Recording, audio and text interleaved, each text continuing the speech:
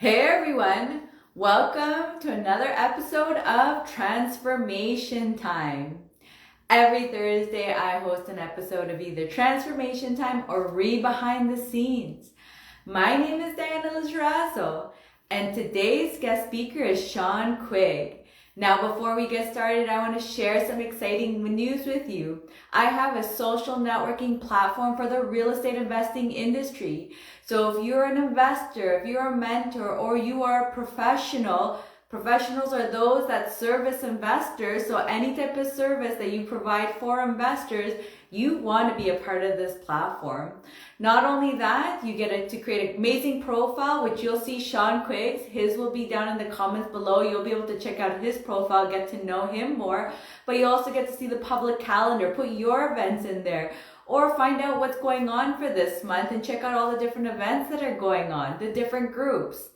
It's an amazing place that is very supportive and here to help you out and help you get through your journey as a real estate investor to transform the way you work. Now back to the show. On Transformation Time, our guest speakers are here to help you by sharing their journeys with you, how they've transformed, what changes they've made to get to where they are now, and also looking into the future. So what is that 5-10 year goal that they have, and what are they changing right now to get to that goal? So if you guys are ready, let's send Shawn some thumbs up, some hearts, some happy faces, everything, and let's get him on the stage. And actually it's nice that this time I actually see the accept button, although I can't seem to accept it, which is always great. Let's see. Shawn, can you cancel yours? This 2 weeks has been kind of weird. Can you cancel your invite? I'm gonna cancel. Oh, mine didn't even go through. You cancel your invite and then I'll add you in. Instagram has been weird this past week. But while we wait for Shawn to come in, let me know, how are you guys changing? How are you guys evolving to get to your goals? We'd love to hear how you're, Shawn, can you cancel the request? I still see it there and I can't accept it. Instagram is so much fun these days. Never works. Past week, it's been a struggle. You're not struggling on Instagram. I don't know if you hear me. You hearing me? Yeah, Shawn. I don't see. Can you cancel your request? And then I'll send you a request. I'm gonna cancel mine too. Because I still see, or let me try this way actually. Let's see. There's so many ways of adding it to Instagram, and Instagram these days. Oh, there we go. Hey! All right. Finally got you on. Usually it takes like 20 years. Actually, I don't know what this week has been weird. Like this 7 to 10 days. They must have changed something because it's been a struggle. But I'm glad to have you on. That's so amazing. Finally, we got you live. And let's start with just telling the viewers a little bit about yourself. What's your real estate journey like, even professional, because you work on both sides, so that's amazing. Just anything you like to share about who you are, how much experience you have.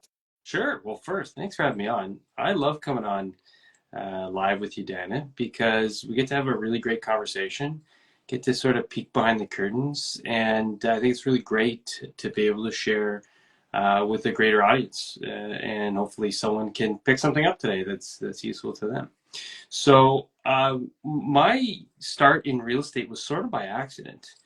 I had a job, I had a career with the federal government, and I decided I wanted to do something more with my life.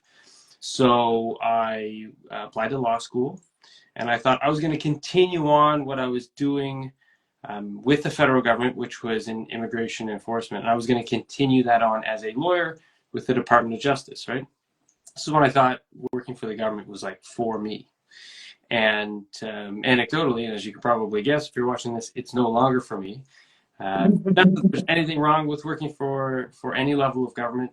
It's just it was not a fit for me. And so, I went to law school in Windsor, and when I went to school, I bought a house. Back when you could buy a 5-bedroom house with a huge backyard in Windsor for 130,000, which is what I did. And when you leave a career, you've already gotten used to the salary and the pros that come with having a career.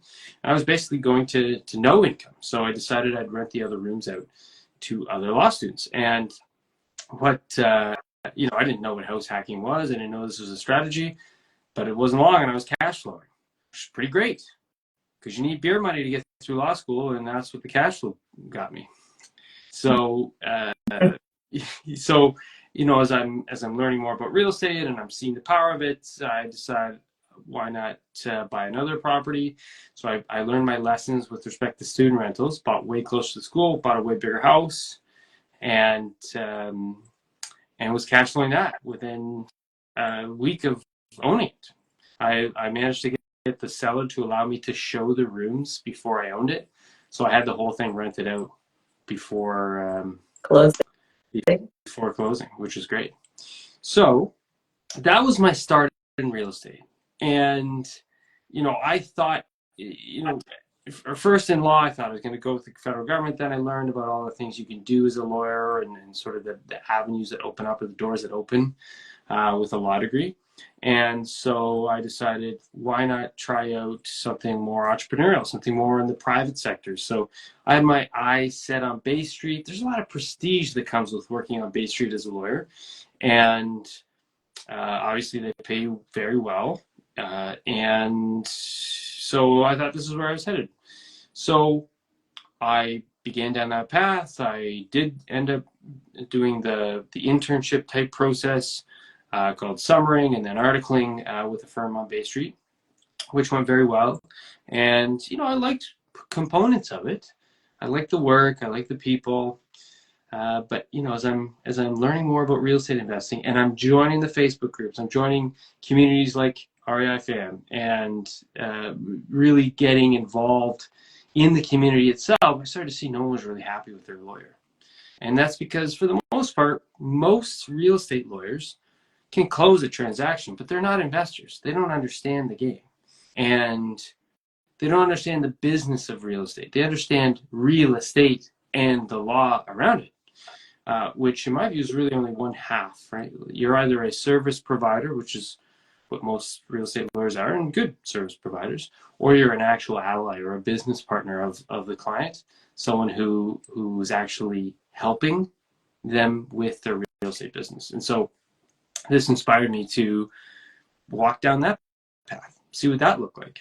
And so I practiced at a smaller firm for a number of years and really cut my proverbial chops there, learned a ton about what it's like to really provide value and not just, I can close your deal, but, let's think about your deal. Let's think about how to strategically approach it. Let's find money for it. Let's make sure we structure it right, that you're not paying a huge tax bill later. And then decided it was time to go on my own, which is what I did. So now I work in a firm that's solely for real estate investors. That's amazing. And it is very true that you say that, where you start realizing that the people that you want on your teams, even the people that you hire, that understanding, like you said, of investing is so important. And in the sense of them doing it themselves, because I feel like you have that shift of mind, because when you do it yourself, you're seeing the kind of problems come up, or you see even the things like what you would want, let's say in a legal sense, let's say in your contracts or something, right? Because of what you do. Whereas maybe if you're providing that service and you haven't had that experience, you'll probably see it most likely in a different light. So that's great that you had that awareness.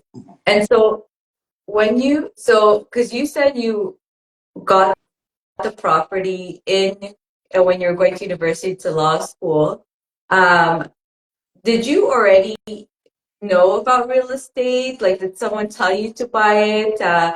Because normally, to be honest, people do not think about buying the property to go rent it out. So I'm Yeah. curious, like, what made you just think of that, you know? Well, actually, a buddy of mine, we were on vacation together, and I hadn't yet been accepted to any school. I had applied to three or four schools and hadn't been accepted to any of them yet. And he told me, sort of off the cuff, because he's from the Windsor area, he said, "Hey, if you get into Windsor, you should just buy a house, and because they're so cheap." And I lived in Toronto at the time. I was making a decent salary, but nothing like to really write home about, and certainly not one to support buying a house in Toronto, even back in 2015, 2016, or 2014, 2013. And so, home ownership wasn't really top of mind for me.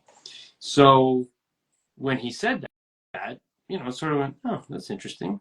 And I can't really remember where I got the idea to rent the other rooms out, but I know it was shortly after being accepted into Windsor, because I started to look at houses that were bigger than what I needed, right? I wasn't buying a 1 or 2 bedroom house. I was looking for as many bedrooms as I could get. That was part of the criteria. And so somewhere along the line, it occurred to me, if I can get people in there, plus, like, I really wanted to be a social person at law school. There have been times in my life in the past where I wasn't as social. I've taken the Myers-Briggs personality test, and in terms of how I gain energy, I'm right in the middle of being an introvert and an extrovert. So I maybe erred on the side of introvert for a while. So it was time, I really wanted to be out there. So what better way than to have a whole bunch of roommates who are also pursuing the same, relatively lofty goal as I was. And so that's sort of where it went from there. And then I found our roommate, Patrick, was my very first tenant. Great guy, and doing very well in government right now. Not really government, I guess, more so with a political party. And then I had numerous law school and non-law school roommates throughout my time, and really learned to become a landlord. Learned I had the benefit, of course, of sharing a house with them. And so anyone who's watching this who isn't familiar, the Residential Tenancies Act has an exception for people who share a house with the landlord, share a kitchen and a living space. And so the rules don't really apply. Mm-hmm. Yeah. That's amazing. That's great. And you were talking about you did a personality test, which was good. From what you learned about that personality test, what of those traits did you see that helped you in your entrepreneurship, in your real estate side that you used to enhance and just become even better as an investor and an entrepreneur? Well, most most personality tests that are sort of not the ones that show up on Facebook, but actual clinically backed tests, really, they're really just providing you with information and context about how you are, how you act, how you react. And the point is to take that information and apply it to enhance your strengths and shy away from, or rather not spend time in, your weaknesses. Really, it's not about really strengthening your weaknesses, because they're not necessarily weaknesses. They're just not areas of strength compared to your actual areas of strength. And so, I learned that I needed to spend more time in getting after it and uh, going for it. In essence, going for it. Really just like taking the opportunity that I either create or is presented to me and seeing what I can make of it. And that's really served me well so far, right? I started, investing in multifamily and in Airbnb, and that has so far worked out pretty well. I started my own law firm. I started another company for people who are doing bigger types of things, deposit lending. We help people fund their deposits during the conditional period of their deals. So if you're out there and you're working in deals where deposits are 100,000 or more, and you've got substantial due diligence costs, then that sticking 6 or 7 or 8 figures in a lawyer's trust account for 90 days is painful. So that's what we do for that conditional period. But really, what I'm trying to get at is I used what I learned to propel me forward in areas that mattered to me and in areas that I wanted to go into. And Mhm. so that sort of led me to opening a couple of companies and really trying to provide value across the spectrum in a horizontally and vertically integrated way. Yeah, and I love that perspective because you're right. A lot of people usually think to go and just enhance the skills they already have. Where in your case, you saw like the limitations, some of the limitations. You're like, oh, I need to actually work on those and push myself. So would you say then you were more not so action oriented, or are you kind of like an analysis paralysis type of person? And then seeing that, it's like it just made you push forward because then it makes me think you weren't thinking like that mentality of being an entrepreneur. That probably wasn't even, was that a thought in your like childhood or things like that? Yeah, I love the idea of being an entrepreneur. I love the idea of controlling my own destiny, of trying things out, of implementing ideas. That's probably the big one is implementing ideas. But I just never took action. I had all sorts of great ideas, and I'll bet you some of those wouldn't have been good if I'd followed through. But I had them, and I was, constantly sort of coming up with ideas, but I never actioned any of them until I was Mhm. cool. And so And it's put in front of your face, you don't take action. You're like, oh shit, I need to yeah, start taking action. right. And I also learned, I started to learn more about like just life in general, and like this is a very short period of time around this earth, and there are no do-overs. And so, like I had to sort of get through the fear of failure. I had to build mental toughness. And, over the last few years, with the number of things sort of market related and non market related, that mental toughness has been tested. Mhm. But, and it's grown because to survive in times of difficulty, you've got to be mentally strong. And so, being able to separate myself from what's happening, really taking a higher level look or a third party look at what's happening and really trying to stay balanced and calm in the midst of chaos is Mhm. set to be built. And it's one that I have been working on and continue to work on every day. Yeah, that's a great skill. Actually, I'm going to ask you for both, one at a time though, but from your learning experiences, how have you helped yourself reduce your fears or get over those fears? What do you do? Tips for the viewers from your obviously learning experience. Um, well, first of all, my mentor says fear has no place on paper. So if you're Mhm. really afraid of something, if you're scared of an outcome, write it down. And then start to imagine what all of the worst possible things that could happen if you do something, if you take this chance or if you do this. And that really helps. Of course, you got to write those down as well. And what that really helps do is give some organization to the thoughts that are going on in your head. And it sort of allows you to, without emotion, with straight analysis, really figure out, is this something I can or want to do? Mhm. That's one thing I do. Another thing is, I've learned over the last few years that I think rather analytically. Like that's my way of thinking. And so what what I've done is really started to analyze, like whenever I do feel worried or anxious or stressed, I try and uncover the source of it. And here's what I've picked up along the way.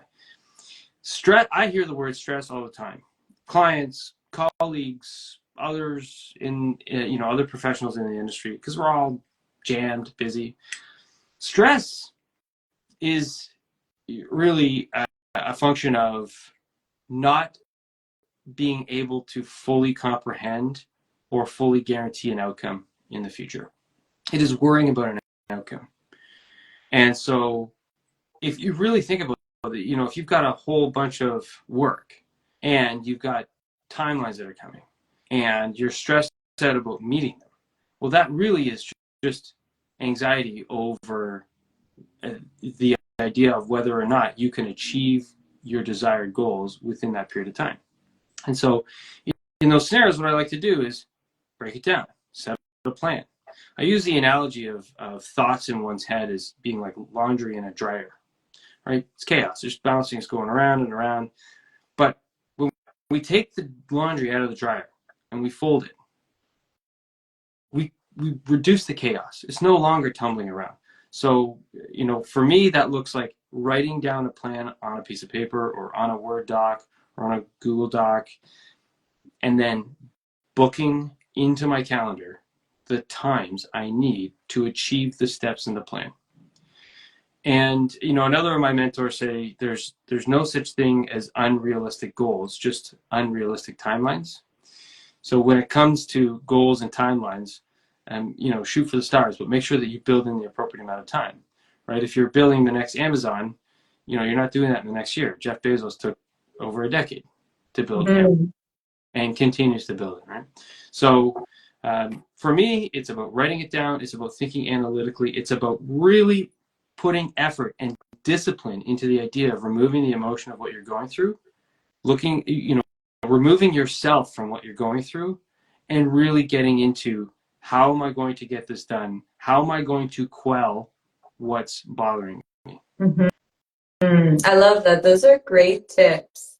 And what about now you were talking about, so you talked about the fear, or you talked about something else, and I totally forgot now that I wanted you to share. You said you were talking about fear before, and then what did you say after the fears? And then, Was it about pardon? Was it about stress? No, before that, before the tips, you were talking about the fears that you had gone through. I was okay. We'll move forward. Damn it, I forgot though, because it was something that I really wanted you to share. But if it comes back, I'll ask you. uh, so that's amazing, and I loved actually, like you were saying before, that no one actually has ever talked about that. How you're thinking of where your deficiencies are and changing it. Everyone's always been about enhancing what they already have. So I love that you said that. Are there any mindset shifts or other mindset shifts that you have experienced, let's say specifically becoming and going into real estate? Yeah. So the very first lesson I learned in real estate was from my very first coach, who said, if you try and save pennies, you lose dollars. And I've learned that lesson so many times, and am regularly reminded of it. But when And it it's a comes very to mindset, true one, right? Like, it's just. yeah, when it comes to mindset, here's a couple of pieces that have come from being in the real estate industry, both as an investor and as a professional. When you try and save pennies, you lose dollars. And so what that means is, if you're trying to find a way to get a result for less than the for sure way of getting results, you're probably going to end up causing more work for yourself. And this really comes through in the book Who Not How, one of my favorite books of all time. The concept of, you're not the right person for the job, but someone is, which is born out of the Strategic Coach program. If anyone's familiar with Strategic Coach, you might also be familiar with the Entrepreneur's Operating System, EOS. And EOS is a very similar type of concept called Elevate and Delegate, or Delegate and Elevate. And this is the mindset that I've come to, is that I'm ultimately likely not the right person for most jobs unless it really fills me with joy. Mm-hmm. And so what I found a way to do is to stop trying to do everything myself, stop trying to save pennies, because every time in the past that I've tried to do that, I've ended up literally costing myself dollars, or tens or hundreds of thousands of dollars. Mm-hmm. I love that. That's such a great point. Especially, I feel like when you're doing something new for the first time, I say, like, hire someone that is going to maybe, if anything, overperform, but you learn a lot from that person because you can also ask tons of questions or finding making sure it's a person that will answer questions because there are people that just don't like they just want to do their work and that's it. But yeah, being able to find that person is like pay the money because yes, in the first one maybe you won't be making much or maybe you're spending more than what you're making, but it sets you up for the next ones after that to really do even better because you've just given yourself that upper hand. So I love that you've given that example because I completely agree too. I'm all about just spend the money for what you really need and don't be like, I need to save money for this or that. It's just like, just budget it properly, you know? Just create the proper budget for it so you can get exactly what you want and learn exactly what you want because I also personally like the whole I think it's great to have a mentor, but really it's like the taking the actions part when you're actually doing those projects, that is your greatest learning experience. So getting those professionals that really know what they're doing and again not knowing what they're doing but being able to share what they're doing so that you understand because I feel like as an investor we need to know a lot more than the general um, people do because we need to know like that little bit of the lawyer stuff we need to know like we need to actually dive into more things to make sure we're for example giving you the right information that you need so you can do your job properly and vice versa to all the different professionals out there but without that knowledge it's like you can't do it unless if you're actually hiring the right people that are willing to answer those questions and just kind of handhold you through it, especially as a new investor, not even new investor, but new into and even new strategies, because there's lots of investors now switching strategies. So now let's move on to the going into the future. So what is your 5, 10 year big goal if you want to share it? And what changes are you making right now to be able to achieve that big goal? Okay, well, I got a lot of goals, so we'll touch on a few of them. Number one, I want to have the law firm for real estate investors in Ontario. There's a lot of lawyers out there, and there's a lot of really good lawyers out there.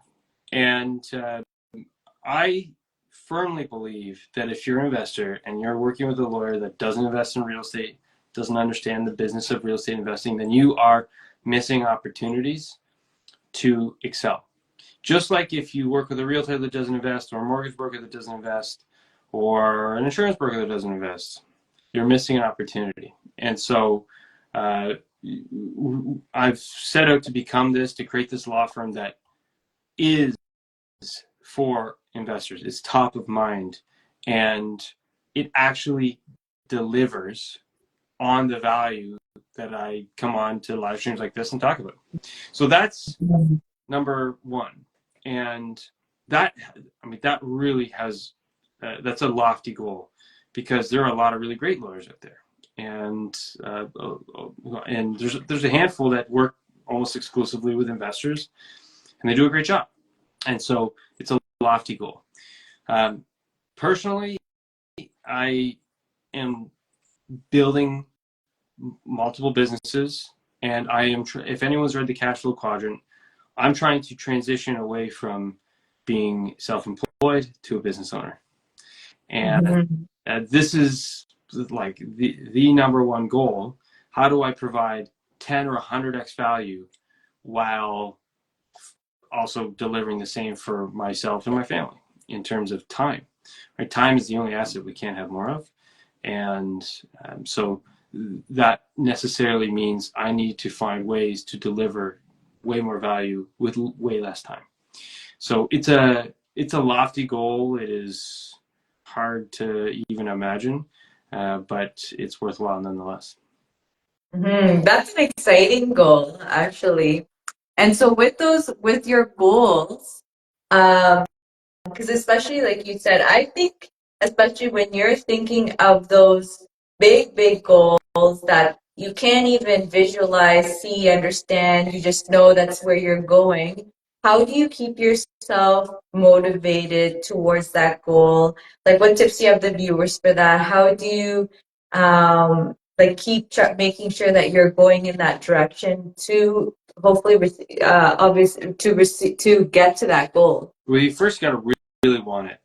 There's a lot of goals that, just they seem great, but you really got to want it. And I really want that. So I'm up, it gets me out of bed every day. And it's about taking one step forward every day. Because if you take one step forward every day, that's 365 steps. And over 10 years, that's 3,650 steps. That's a lot of steps. And if we can continuously push our way forward, we'll get there. It's about understanding that gratification does not come immediately. And it's about understanding how a strategy works. Right? A strategy is a plan to achieve a desired outcome performed over time. And when you understand what strategy is, then you necessarily know that the result is later. It's not now. And so that's really what keeps me going is I'm on a path and we're making progress. That's amazing. And so what would you say then, what excites you about serving at such a big scale? We get into real estate to create some form of freedom for ourselves, right? That's likely why you and Giancarlo got in. That's why I got in. That's why so many of our clients come in. When I first broke off on my own, I created this cause. And, I read this book, actually, I got it right here. It's called The Infinite Game by Simon Sinek. And the infinite game concept is that business is not a finite game. It's not a game where there's a winner or a loser. It's not a game where there's a time limit and when the time ends, the game's over. The infinite game is the point of the infinite game is to keep playing. And part of the way you keep playing is by going after, pursuing what Simon refers to as a just cause. And the just cause is an ideal scenario or world that's ultimately unattainable. But it's like the carrot being dangled, right? You're always pursuing it. And so I've got mine on my board here, and it's construct a prosperous world wherein people can both provide for their families and live life on their terms. Mm-hmm. And that is a driving force. Like that is a just cause. Mm-hmm. And the reason I want to operate at the scale I was talking about was because that's what that looks like. If I'm helping 10,000 people a year create freedom so they can live on their terms, provide for their families, do what they want to do, liberate themselves from the golden handcuffs, like that is fulfilling. That is enriching. That I am better off personally for having helped people do that. Just knowing that I made a difference in someone's life, in 10,000 people's lives, and the lives of their family members and whoever's affected by those actions. And it's small, right? Like I'm not the one underwriting deals at 1 a.m. I'm not walking properties. I'm only a very small part, right? The law firm, the lawyer is only a small part, but it is a part. And that is why I keep going. That's why I want to operate at that scale is if I really want to make that impact on the world, to have a lasting legacy, to have helped people, then I've got to do it at scale. I love that. That's exciting. I also have big goals, but it's interesting in my perspective of why I'm doing it. It's actually for personal development because it kind of excites me to see what kind of person I have to become to do global impacts. So to me, it's like it is about myself, actually. I don't know if that's considered selfish or not in that sense, but it excites me to see, like, man, if I can serve in a global scale, like, who is that person I have to become? And it kind of excites me because I saw my own transformation happen as an employee to a real estate investor, and it really actually shook me and shocked me because I actually didn't know that this person existed. And it was someone else that brought it up for me. So I was just like, man, if I could change so much to this point, I was like, who the hell am I going to be like hitting the levels of big people? You could go global, like, and that could it positively impact people in a global scale. So I totally know what you mean. That sounds exciting that you're going that journey. We all have that like because not very many people can also think at a big scale. Because I've spoken to other people about it. To that, some people it sounds scary or just doesn't make sense. So that's great that you're doing it because yeah, I think even you will you have I mean, and that's always the question that's why I ask, like what changes are you doing right now? Because to achieve any goal, be it huge or a smaller goal, there is a level of transformation that has to happen within ourselves, don't you think? Yeah, yeah. Actually, I find your goal very exciting as well because it's introspection. It's introspective. Like who am I? Who do I have to become to be able to make this impact? Is a really great question to ask, and it's a really great question to explore. I really enjoy hearing that type of perspective because, and it's not selfish. It's ultimately just what drives you, and Mm-hmm.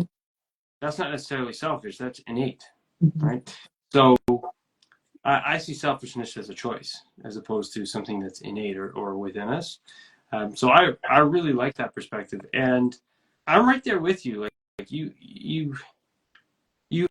have to if you are gonna make big things happen in your life, and make no mistake about it. If I'm helping 10,000 people a year, big things are going to happen in my own life as well. But and that's okay, right? We run for-profit enterprises. This isn't altruism, but it is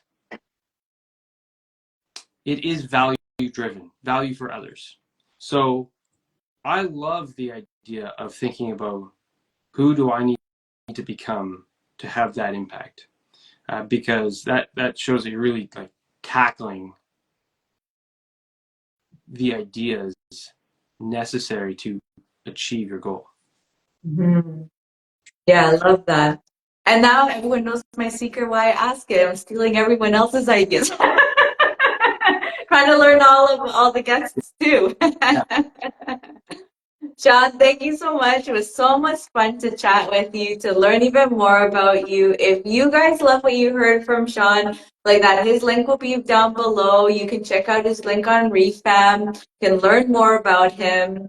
And he will be tagged on here too, so you can DM him, just see what he's up to. And if you guys love my shows and you guys want to see what I'm up to these days, same thing, follow me. You can also see me on REFAM too, get to know me a little bit more on REFAM.